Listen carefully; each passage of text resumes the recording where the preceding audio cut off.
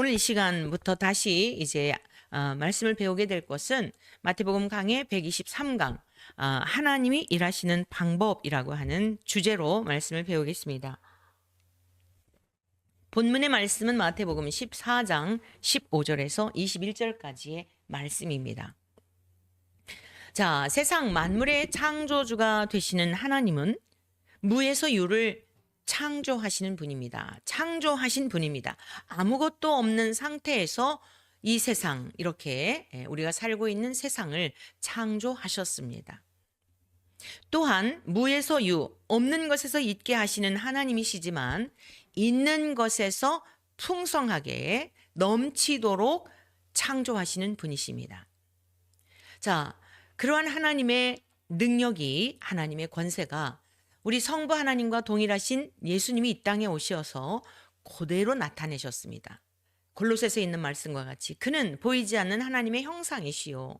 그러니까 보이지 않는 영이신 하나님이 어떠한 능력이 있으신지, 어떠한 권세가 있으신지를 드러내신 것입니다. 오늘 우리가 배우게 될 말씀은 특별히 있는 것 가운데서 더 풍성케 하시어 먹이고도 남게 하시는, 있는 것에서 더 풍성하게 하신 그런 하나님의 창조적 능력이 성자 예수 그리스도를 통해 나타내신 것입니다. 우리 예수님이 가시는 곳마다 많은 사람들이 따라다녔죠. 왜 그랬을까요? 먹거리, 볼거리, 놀라운 기적들, 기적의 현장이었던 거죠. 온갖 문제들이 해결되었기 때문입니다. 우리 대한민국 문제도 주님께서 친히 개입하시면 보고 계시는 것이 아니라 보고 계시는 시간은 다투고 시끄럽고 소란한 시간이에요. 그런데 주님께서 친히 일하시게 되면 바람도 잠잠게 되고 성난 파도 물결이 삼킬 듯 다가와도 아주 잔잔한 은빛, 그런 바다 물결 위를 항해할 수 있는 은혜를 주실 줄로 믿습니다. 자, 우리 주님이 이 땅에 오셔서 행하신 이 기적이라든가 말씀하신 의도라든가 보여주신 모든 것들은 이 땅의 것이 아니었어요. 사람들은 이 땅의 것을 소망하며 따라다녔죠. 병 낫고 제자들은 예수님을 통하여 그 곁에 있으므로 무엇인가 한 자리씩 얻을 것으로 이렇게 생각을 한 거죠.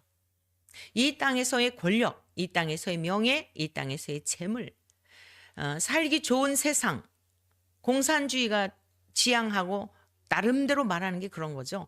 모두가 같이 생산을 하여 균등하게 분배하여 나눠주겠다. 하향 평준화. 자본주의 국가는 그렇지 않죠. 자본주의 국가가 성경적인 게요. 왜냐? 심은 대로 거두게 하시고 수고한 대로 거두게 하시는 겁니다.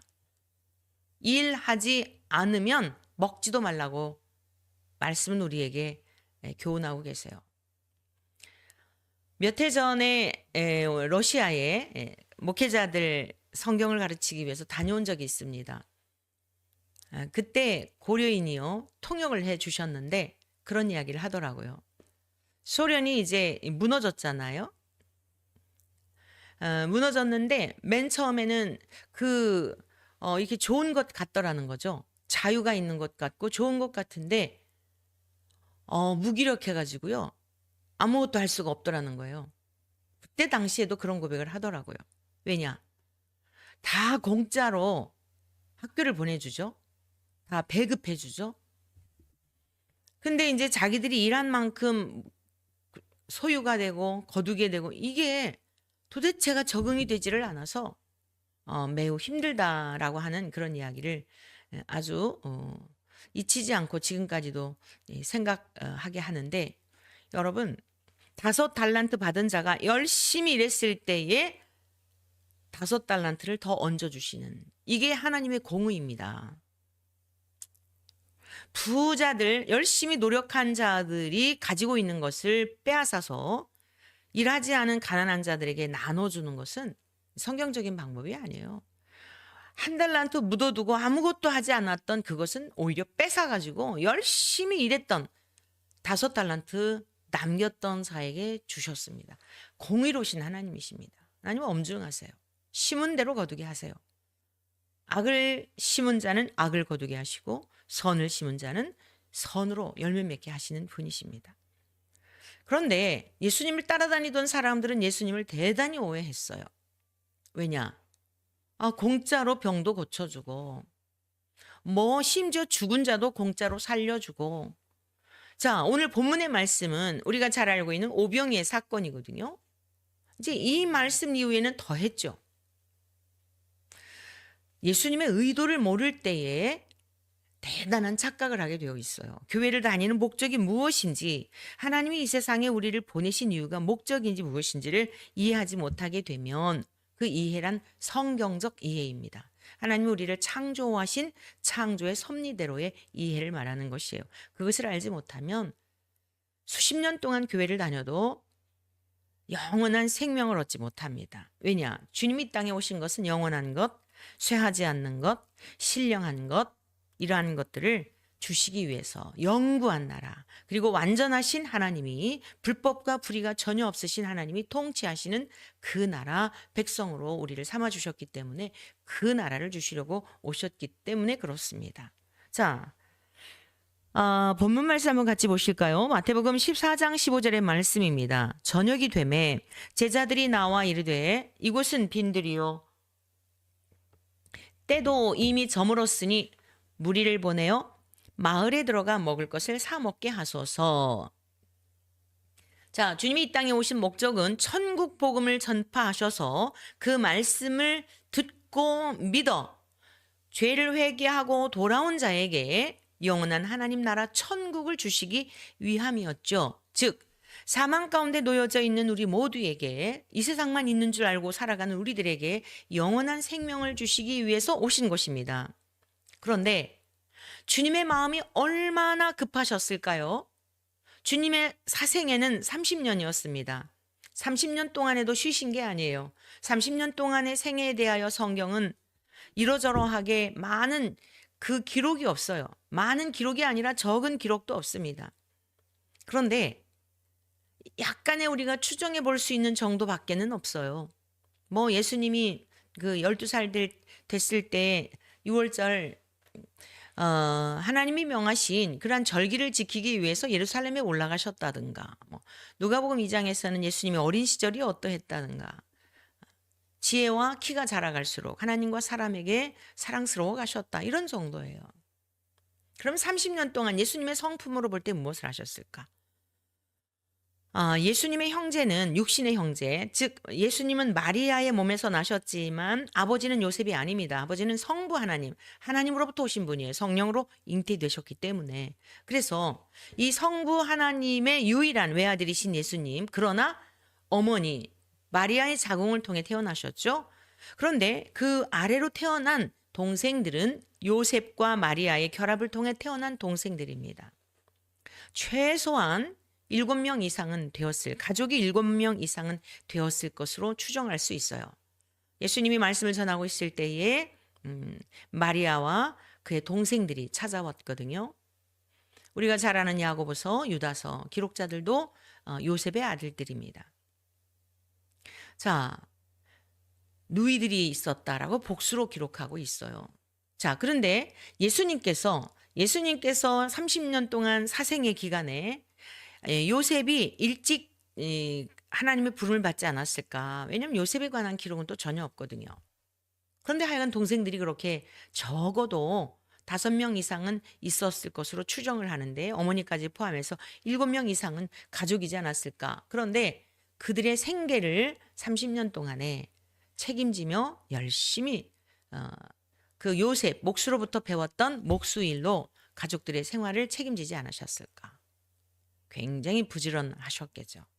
그래서 예수님을 곁에서 지켜보았던 그 생활에 대한 이런 것을 사실 야고보, 동생인 야고보가 기록한 거예요. 우리 주님은 말씀이 육신이 되셔서 이 땅에 오셨는데 말씀만 하신 게 아니라 말씀 자체가 삶이셨고 말씀 자체가 예수님, 하나님과 동일한 본질을 가지신 분이었기 때문입니다. 자, 그래서 이제 사생애를 마치고 3년 동안 죽으러 오셨잖아요. 죽음으로 우리의 죄를 다 담당하시기 오셨잖아요. 얼마나 급하셨겠어요. 그러니까 한번 말씀을 하시면 시간 가는 줄 모르고 그들이 또 열심히 말씀을 들으니 얼마나 긴 시간 말씀하셨을지 정말 이해가 됩니다. 그러다 보니 어떤 일들이 벌어졌느냐. 무리들도 그 말씀에 도취해서 듣다가 보니까 배고픈 줄도 모른 거예요. 근데 정작 주님께서 시간대를 보니까 이게 아닌 거예요. 너무 시간이 지난 거죠. 이게 저녁이 되었다 그랬어요. 본문의 말씀에 보니까 저녁이 되매 저녁 시간부터 모여서 집회하신 게 아니고 아침서부터 정말 저녁까지 주님이 천국 복음을 전파하셨던 거죠. 제자들도 보니까 선생님 이곳 지금 빈들이거든요. 때도 이미 저물었습니다. 해가 저물었어요. 그러니 배고플 것 같습니다. 얼마나 배고프겠습니까? 이 무리를 보내요. 마을에 들어가 먹을 것을 각자 자기의 돈으로 자비량으로 사 먹도록 하시죠. 라고 이야기를 한 겁니다. 여러 번 제가 이 설교를 했겠죠. 이제 예배 시간에 뭐 지금 40년 사역이 40년 이상인데 학생들을 가르쳤을 신학생 시절부터 하면 그런데요. 또 다른 그런 깨달음으로 은혜로 저에게 다가왔어요. 자, 이 무리들이 어떤 상황이죠? 예수님 입에서 나오는 말씀, 그 입에서 입을 열어 가르치신 말씀, 하나님이 침묵을 깨고 태초에 하나님이 천지를 창조하시니라와 같은 그 입을 열어 가르치신 말씀. 근데 영이시니까 안 보이잖아요. 근데 요한복음 1장에는 어떻게 말씀하고 있어요? 태초에 말씀이 계시니라. 이 말씀이 하나님과 함께 계셨으니 이 말씀은 곧 하나님이시니라 하면서 입을 열어 가르치시기 시작한 말씀이 육신이 되어 이 땅에 오신 우리 주님이 이 세상에 언어로 말씀하시는 것 같지만 하나님의 은혜가 아니면 깨달을 수 없는, 그러나 너무 오묘하고 너무 신비하고 너무 놀라운 그 말씀들을 들을 때 빨려 들어갈 것 같이 그렇게 느끼지 않았을까요? 그러니까 무리들도 사실 시간 가는 줄 모르고 들었을 거예요. 그러면 이 무리들의 상태는 어땠을까요? 뭔지는 모르지만 영적인 배부름으로 충만했다는 거예요. 저도 이제 지금까지 살아오는 동안 뭐 유명한 강사님이 있으면 아주 쫓아다니면서 세미나면 뭐 많이 정말 쫓아다녔어요. 저희 큰딸 이제 내년이면 딱 40세인데 100일 때부터 등에 업고 다니면서 80년대에 저희 딸이 85년생이거든요. 제가 결혼을 84년에 했고 85년 굉장히 그 목회 현장이 기성교회 담임으로 부임을 했어요. 돌아가신 목사님이. 근데 아주 어려움 가운데 경제적인 어려움이라는 게 아니라 기성교회 자립교회였으니까 그런 게 아니라 지금 이 막 성난 민심처럼 아주 저희들을 힘들게 하는 그런 때였는데도 이 3개월짜리 딸을 업고 다니면서 하나님의 말씀을 배우려고 굉장히 이렇게 다녔어요. 어떤 강사님을 통해서 보면은 막 금식하며 들어도 배가 안 고픈 이런 것들을 저도 경험했었죠. 그런데 육체는 어떻습니까? 육체는 배고픔이 있는 거예요. 영적인, 첫 번째, 오늘 하나님이 일하시는 방법이라는 주제로 말씀을 배우는데, 하나님이 일하시는 방법의 첫 번째가 뭐냐? 영적인 배부름 후에 일하십니다. 바꿔 말한다면, 영적인 배부름이 없을 때 섣불리 이 무엇인가 일을 하게 되면 참 많이 마음이 힘들겠죠. 근데 그런 중에도 또 순종하면 하나님은 또 회복해 주세요. 놀라워요. 왜냐? 순종이 가장 중요하기 때문이죠. 순종할 때 또 하나님은 놀라운 역사로 이 영적인 배고픔을 또 채워주세요. 놀라운 신비입니다. 영적인 만족이 있을 때만 일하는 게 아니라, 저를 예를 들어 볼게요. 너무 고단할 때가 많아요. 저는 정말 하루하루 하나님 나라를 동경하며 산다 그랬잖아요. 오늘 하루 마쳤으니 우리 주님 배울 날 가깝구나 이러고 하루를 맞이합니다. 세상에 일어나는 이런 일을 보면서도 한편으로는 기도하고 안타까운 마음으로 한 사람이라도 일깨우려고 자식에게나 뭐 하여간 만나는 사람에게나 이러지만, 한편으로는 항상 주님 오실 때가 가깝기 때문에 일어나는 현상은 아닐까? 이걸 항상 염두에 두고 있어요. 이 두 가지가 항상 공존해요. 자, 그런데 지칠 때가 있거든요. 피곤할 때가 있어요. 정말 피곤할 때가 있어요. 지금도 입술이 다 부릅떴는데 놀라운 것은 그런 중에도 영적으로 충만한 상태가 아닌 중에도 순종하다가 보면 또 영적인 만족을 주시더라는 거예요. 우리 좀 한번 같이 보시겠습니다.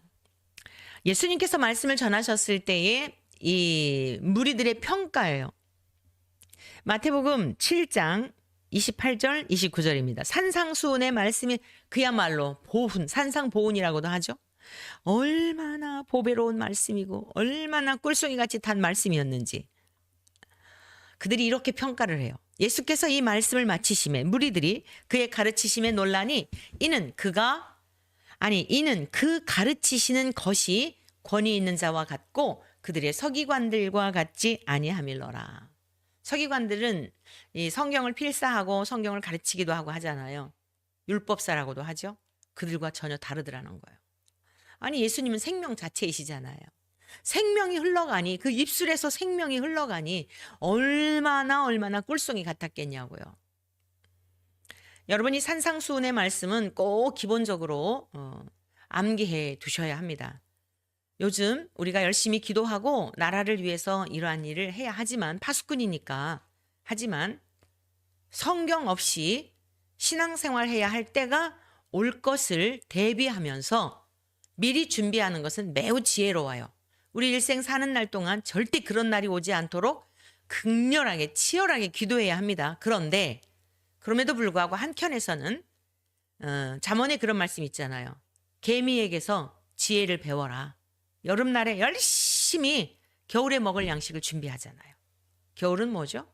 궁핍의 때예요. 추위의 때입니다. 박해의 때입니다. 환란의 때입니다. 말세 경고설교도 외워두셔야 돼요. 저도 잘 외워지지 않아요. 이제 나이가 드니까. 아니, 그건 핑계. 노력하지 않아서. 10번에서 안 되면 20번 하고 20번 안 되면 40번 하고 40번에서 안 되면 400번 하고 400번에서 안 되면 4000번 하고 못할 게 뭐가 있겠어요. 도전하십시다. 말씀을 외우시자고요. 자, 그랬는데 놀란 거예요. 무리들이. 와, 지금까지 우리가 배웠던 율법사들하고는 차원이 다르네. 이게 무리들의 평가이거든요. 그러니까 예수님이 계신 곳마다 따라다닐 수밖에 없죠. 진짜 강사를 만났는데 시시한 강사 따라다니겠어요? 예? 그러다 보니 배고픈 것도 잊었던 겁니다. 어때요? 그 무리들의 영적인 충만함이 있었던 거예요. 영적인 충만함. 우리 주님에게서 직접 나오는 말씀을 들을 때에 두 번째, 그래서 이제 요거 잠깐 좀 말씀하고 넘어가겠는데 사도 베드로를 비롯해서 120명의 문도가 예수님이 하늘로 승천하신 후 성령의 충만함을 입게 되죠. 그리고서는 3,000명, 5,000명씩 이제 오순절 그 설교를 하게 될 때에 3,000명, 5,000명씩 회개하고 돌아오잖아요. 그러니까 예수님께서 십자가 처형 당하실 때 재판 받을 때 다 막 십자가에 못 박으라고 아우성했던 군중으로 바뀝니다. 다 선동에 다 넘어갔어요. 그런데 예수님이 부활하시고 그다음에 이제 하늘로 승천하시는 성령님이 오신 후에 사도들에 의하여 대표적으로 베드로가 나가서 복음을 전할 때 3,000명, 5,000명씩 회개하고 돌아왔어요. 그들이 누구예요? 이 현장에 있었던 사람들이에요. 예수님을 죽이라고 했던 그 사람들입니다. 새로운 사람들이 아니에요. 예수님이 1차적으로 말씀을 뿌리고 그들에게 먹여주고 했던 그들이 회개하고 돌아왔던 거죠. 그래서 하나님의 말씀, 영적인 배부름, 그 당장의 열매는 없는 것 같아도 들었던 말씀들, 무엇인지는 잘 몰라도 깨닫지는 못해도 저장해 두었던 말씀은 반드시 생명이기 때문에 살아 역사하고 생명의 열매를 맺게 된다는 것을 기억하시기 바랍니다. 이것이 하나님이 일하시는 방법입니다. 두 번째는 인간의 힘으로 할 수 없을 때 일하세요. 인간의 힘으로 할 수 없을 때. 인간이 할 수 있는 여지가 있을 때는 마저 하도록 지켜보세요. 자, 장소가 어디라고요? 빈들입니다. 시간은 어떻다고요? 저물었어요. 뿐만 아니라 이들은요, 장정, 전쟁터에 나갈 수 있는 장정만 5천 명이었습니다. 그러면 할아버지, 할머니, 아주머니, 아이들, 여자들 다 포함하면 최소한 2만 명 이상은 되는 거예요. 이스라엘 땅덩어리를 다 판다 하더라도 강원도 정도 되는데요. 강원도가 우리나라에서 굉장히 이 땅덩어리가 넓은 곳으로 여러분 알고 계시잖아요. 그런데 어찌되었건 지금처럼 문명이 이렇게 발달이 되고 그 교통이나 통신 수단이나 또 우리가 이제 음식을 만들고 하는 이런 것들이 발달이 된 때가 아닙니다. 기껏해야 배를 타고 또는 나귀나 짐승들을 타고 좀 부자인 사람은 말을 타고 뭐 이런 정도지 이 도로 교통망이 지금처럼 원활한 게 전혀 아니에요. 근데 여러분 장정만 5천 명을 먹일 양식을 군에서 그거를 구하는 것도 힘든데 2만 명이나 되는 사람은 어디 가서 뭘 사서 먹겠어요. 그리고 음식을 만들 때가 아니에요. 음식은 새벽에 일어나서 장터에 내다 팔기 위해 또는 손님을 맞이하기 위해 하기 위해 빵집에서 만드는 것이지. 그리고 저녁에 다 그걸 부풀리고 해가지고 만드는 것이지. 갑작스럽게 어떻게 이 많은 사람 먹일 수가 있겠습니까? 더군다나 상가가 있는 곳이 아니에요. 빈들입니다. 기울었어요. 해가 기울었습니다. 숫자도 이루 말할 수가 없어요. 하나님은 이러한 때에 역사하시고 이러한 때에 일하시는 걸 믿으시기를 축원합니다. 지금 우리 대한민국 여러분 걱정하시지 말고 정말 하나님 우리의 힘으로 안 됩니다. 여러분 지금요 오늘 새벽 시간에도 새벽 기도회 때 잠깐 말씀드렸습니다마는 입법부가 무너졌어요. 삼권 분립이 아니라 이제 정치가들이 입법을 다 수가 많은 다수당을 이용해 가지고 이제는 다 좌지우지해요. 자, 입법부가요 무너졌습니다. 국회요 마음대로 하는 이제는 뭐 완전히 이재명 씨가 완전히 대통령처럼 행동하더라고요.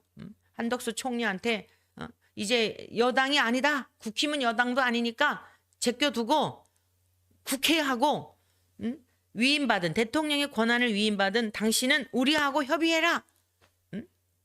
국정 뭐 무슨 체제래나 그랬더니 헌법학자들이 이전에 저 한동훈 오늘 뭐 아마 그 기자회견 하는 것 같은데 어떤 내용일지 몰라요.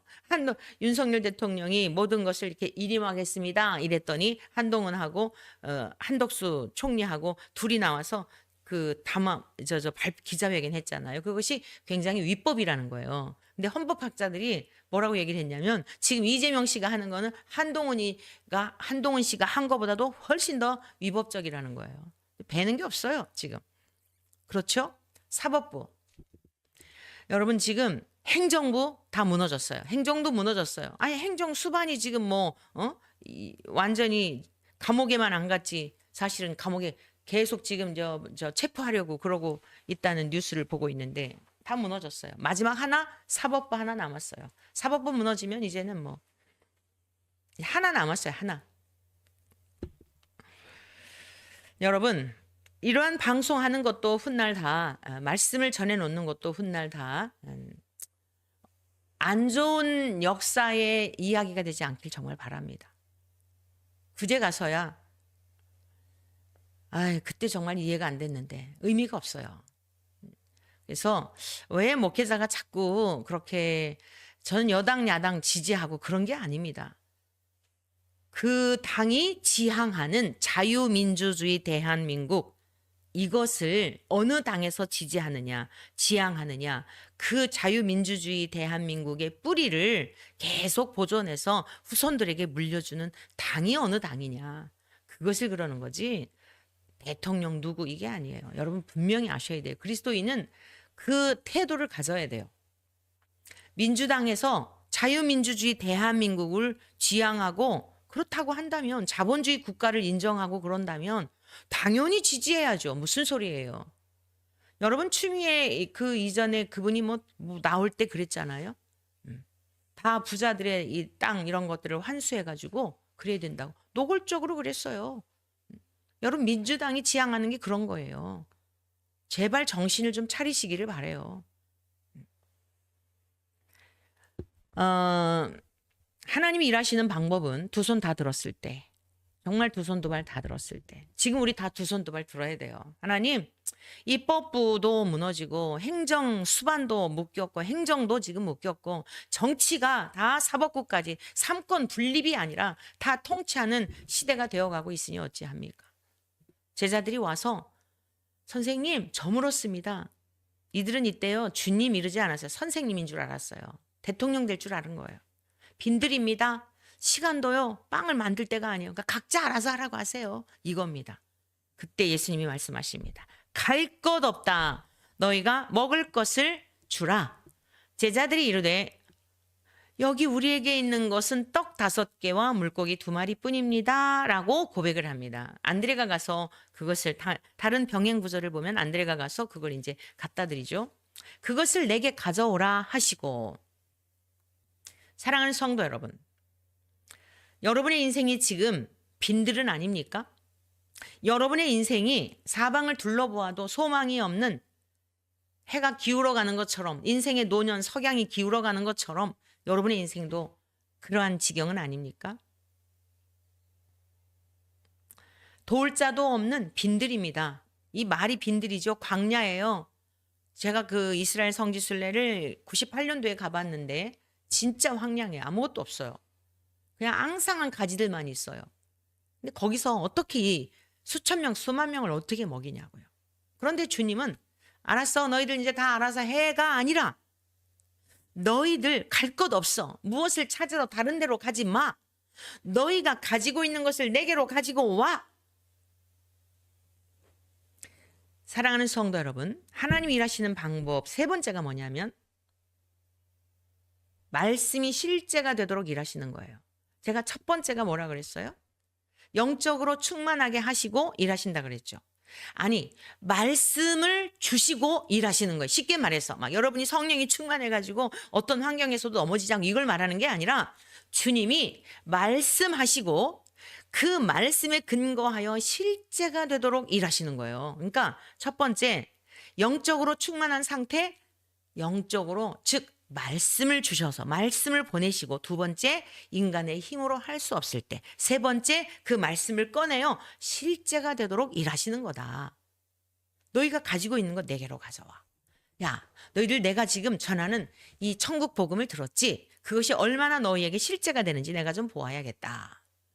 계산이 빠른 빌립은 이 2만 명의 사람을 먹일 수 있는 불가능을 보았고, 베드로의 형제였던 안드레는 이미 1차적으로 누가복음 5장에 보면요, 물고기를 한 마리도 낚지 못했어요. 베드로하고 안드레가 같이 이 어부를 하는데 한 마리도 낚지 못했을 때에 주님이 찾아오셨어요. 완전히 실패했을 때 찾아오셨어요. 우리 지금 대한민국은 절호의 기회입니다. 망할 것 같잖아요. 이거 정말 이젠 기울어졌다. 공산국가가 될 지경이다. 법만 바꾸면 되는 거지. 사실 법만 바꾸면 하나도 이상한 게 없어요. 지금 하는 일들 보면. 제가 어제 아주 막 마음이 막 어려웠던 이유가 무엇이었어요? 아니, 국회의원이 있는데 국회의원들이 아무개가 탄핵을 하는데 동참을 안 했어요. 국회의원 300명 중에. 그러면 그 사람을 제명시키는 법을 발의를 했다니까요. 응? 어떤 정신 나간 국회의원이 그걸 발의를 했어요. 오늘 새벽기도 오신 분들은 양해하시길 바라요. 못 들으신 분들이 대다수이니까. 이준석이라는 이 인간이 나쁜 표현 아닙니다. 사람이 뭐라고 얘기를 했냐면, 윤석열을 만나면 잘난 척하더니 꼴 좋다 이렇게 얘기하고 싶대요. 응? 부메랑이 되어 그에게로 돌아갈 거예요. 정말 어린 나이에 잘난 척하더니 정말 꼴 좋다. 그의 입에서 뱉었던 말이 그에게로 돌아갈 겁니다. 저는 많은 정치 평론가들이 이렇게 이야기를 하더라고요. 이준석 때부터 문제가 생겼대요. 이준석을 내칠 때부터. 저는 반대로 봐요. 아직 나이도 젊은 사람이 30대잖아요. 내년이면 40대래요. 딱 40살이래요. 3월 달에 40살이기 때문에 대선에 나오겠대요. 대통령에.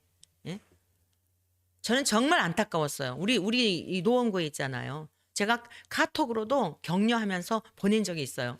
제가 이 사람을 다시 봤던 게 뭐냐면 오래전이죠. 국회의원 나올 때 격려하면서 정말 기대된다. 답글을 보내. 그땐 그렇게 유명하지 않았어요. 근데 단 한 번도 답글을 준 적이 없어요. 그래서 제가 그런가 보다 하고 넘어갔는데 여러분 당대표가 되어서 그랬으면 30대 젊은 나이에 정말 대통령 곁에서 잘 보필했으면 어땠을까요? 저는 뭐 지 마음에 안 든다고 팽 하고 어디로 가고 이러다가 보니 그 모습들을 보면서 참 많은 문제를 일으킬 그릇이다 우려했어요. 내년에 대통령 나온대요. 망둥이들이 막 뛰고 있어요. 그러면서 나름대로 또 평론을 했더라고요. 뭐라고 평론을 했느냐? 지금 윤석열 대통령에 대해서 무슨 미치고 아니니 별 얘기를 다 하잖아요. 아주 이렇게 이제 대선에 나오려고 하니까 언어를 많이 순화했더라고요. 이재명 그쪽 민주당에 대해서도 아주 나름대로 조심스럽게 얘기를 해요. 이 다수당이 정권을 잡게 되면 어떤 사람이 될지는 모르는데 정신이 온전한 사람이 될지 마시간 사람이 될지는 모르는데 만약에 좀 이상한 사람이 대통령이 되면 이제 계엄령을 선포해도 이제는 통제할 수 없는 지경이 될 것이기에 그것이 참 우려가 된다 이러더라고요. 정확하게 봤어요. 그건 아주 정확하게 봤어요. 자,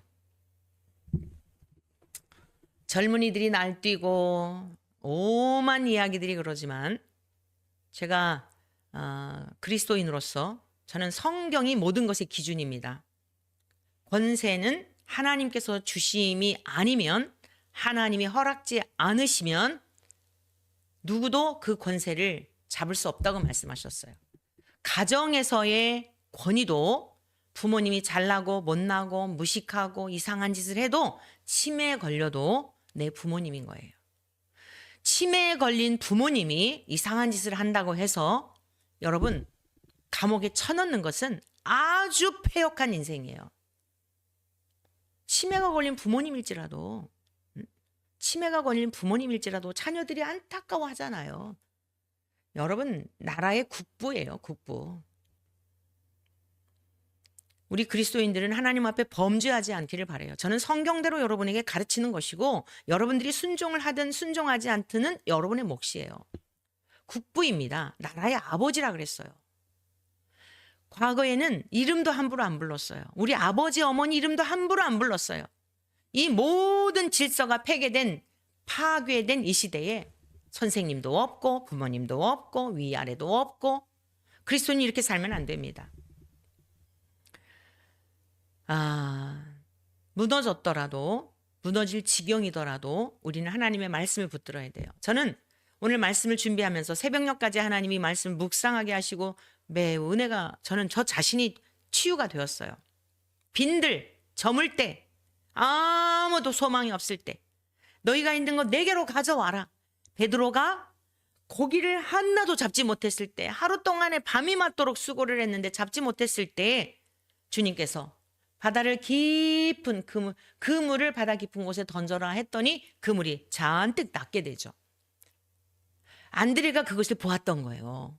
그러니까 빌립보는 머리를 계산해서 빌립보가 아니라 제자인 빌립은 머리를 계산해가지고 이걸 어떻게 다 사 먹입니까? 나가서 알아서 각자 사 먹으라고 합리적이죠. 사 먹으라고 하시죠? 라고 했는데 안드레는 갈 것 없다. 너희가 가지고 있는 거 내게로 가져와. 그 하나님은요, 예수님은요, 매우 인격적이세요. 보여주시고 순종하도록 말씀이 실제가 되도록 일하시는 거예요. 안드레가 갖다 드렸어요. 오늘 이 시대를 살아가면서 대한민국의 위기 앞에 저와 여러분들이 올려드릴 게 뭘까요? 저는 믿음 없음을 올려드립니다. 주님께 정말 믿음 없음을 철저히 보고 있어요. 나라의 주권자가 하나님이라고 말로는 성도들에게 가르치면서 처절하게 얼마나 믿음이 없는지를 너무너무 보고 있어요. 장래에 대한 두려움, 우리 자녀 손들에 대한 염려, 성도들에 대한 여러분 염려하지 말라 그랬잖아요. 내일은 내일이 염려할 것이요 한날의 괴로움은 한날로 족하니라. 말씀이 실제가 되지 못하더라고요. 아주 철저하게 저의 믿음 없음을 하나님 앞에 회개하고 있는 것입니다. 여러분들은 무엇을 올려드리겠습니까? 충만한 믿음을 올려드리기를 축복합니다. 저는 너무너무 믿음이 없고 근본 기회를 통해서 우리의 영적인 상태를 다 주님 앞에 정말 발가벗겨 올려드림으로 의인 한 사람만 있어도 예루살렘이 망하지 않게 하신 것이 하나님의 방법이에요. 10명도 구하지 않으세요. 소돔과 고모라 땅엔 10명을 구하셨어요. 그런데 여러분, 바벨론의 포로로 잡혀가기 전에 한 명을 찾으셨어요. 저와 여러분들 주님 앞에 무엇을 올려드릴 것이니 너희가 갈 것 없어. 마을로 갈 필요도 없고 돈을 가지고 갈 필요도 없고 너희들이 가지고 있는 것 내게로 가져와. 어린아이 한 명이 순종을 합니다. 여러분, 과연 도시락 준비해 온 사람이 한 사람도 없었을까요? 예수님의 성품을 다 아는데 갑자기 따라다녔나요? 소문이 나가지고 여기저기서 몰려왔는데 그분은 한번 설교하면 하루 종일 한대. 제가 설교 길게 하는 거 우리 교회 꼬맹이들도 다 아는데, 저를 아는 사람은 다 아는데, 우리 교회를 스쳐 지나간 분들은 다 아는데 하물며 예수님을 몰랐을까요? 도시락 갖고 온 사람이 과연 악의만 있었겠냐고요. 그런데 그 좋은 것 다 자기들을 위해 먹고, 보리떡이라고 하는 것은요, 물고기 2마리, 매우 별 볼 일 없는 양식이에요. 유대인들에게 있어서. 주님께서 너희가 먹을 것을 주라 그랬더니 그것을 가져옵니다. 하나님이 일하시는 방법은 무엇이라고요? 들었던 말씀이 실제가 되도록, 즉 순종하는 자를 통해 역사하시는 거예요.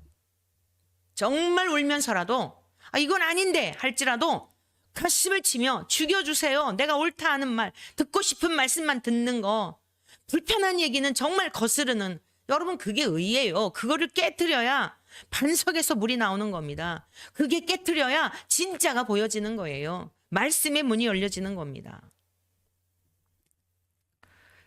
그랬더니 이제 주님이 일하십니다. 주님이 일하셔요. 인간이 일하는 게 있고 주님이 일하시는 거. 19절에서 21절까지의 말씀입니다.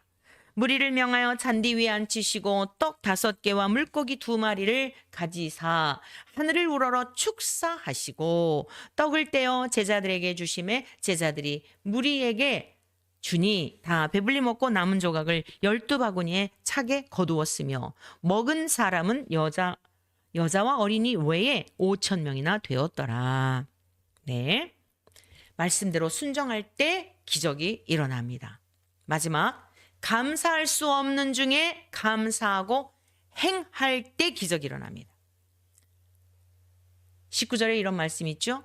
하늘을 우러러 축사하시고, 떡 5개와 물고기 2마리를 가지고 하늘을 우러러 축사하시고, 사람은 몇 명이에요?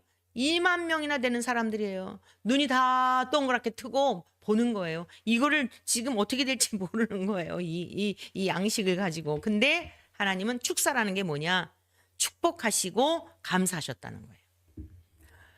저와 여러분들이 해야 할 일이 뭐라고요? 하나님 앞에 모자라는 것 같고 망할 것 같고 이거 정말 끝났다고 생각할 것 같지만, 이러한 중에도 감사하는 저와 여러분 되시기를 축복합니다. 감사할 이유가 너무 많아요. 왜죠? 더 바짝 하나님 앞에 매달리게 되지 않습니까? 못하던 금식도 하게 되지 않습니까? 하나님 앞에 성전에 나와서 철야도 하게 되고, 여러분 앞으로 몇 개월 동안 언제까지일지 모르지만 헌재가 끝날 때까지 정말 극렬하게 금식도 하시고 철야도 하시고, 그런데도 불구하고 그 판결에 대해서는 항복해야 돼요. 어떤 판결이든지 하나님의 뜻으로 알아야 돼요. 근데 우리가 기도하지도 않고 드리지도 않고 그냥 되겠거니, 이제 내가 원하는 대로 됐네, 아유 탄핵이 되니 참 좋네, 이게 아니에요. 이걸로 끝난 게 아니에요. 주님께서는 축복하시고 감사하셨어요. 그리고 그것을 떼어 제자들에게 주셨어요. 제자들이 무리에게 나눠주었어요. 계속적인 행함이에요. 감사와 함께, 축복과 함께 계속적으로. 그랬더니 어떻죠? 12광주리, 모인 무리들이 다 먹고도 남은 것이 12광주리나 되었습니다. 사랑하는 성도 여러분, 이게 하나님 일하시는 방법이에요. 그래서 생명의 떡이 되신 주님을 인하여 지금까지 이 기록된 말씀을 통해, 그 떡은 광야에 먹은 떡이 아니구나, 우리 예수님이 생명의 떡이 되셔서 온 세계 사람이 먹고도 남는 영생을 주시는 분이구나. 그래서 예수님이 나는 부활이요 생명이라고 하셨구나. 와, 우리는 죽어도 다시 죽지 않는 영원한 생명을 얻게 되었구나. 여러분 지금까지도 풍성하게 이 생명의 떡이 되신 예수님을 지금 제가 여러분에게 나눠드리고 있는 겁니다. 여러분들이 또 가족들에게 이웃들에게 나누어 주어서 땅끝까지 이 복음이 전파되면 주님이 오신다고 하였습니다. 두려워하지 마시고 염려하지 마시고 하나님이 일하시는 방법대로 순복하여 하나님이 행하시는 우리 대한민국을 향해 여러분의 가정을 향해 우리의 자자손손 대대로 그들을 향해 행하시는 놀라운 영광을 보는 우리 모두 되시기를 주의 이름으로 축복합니다.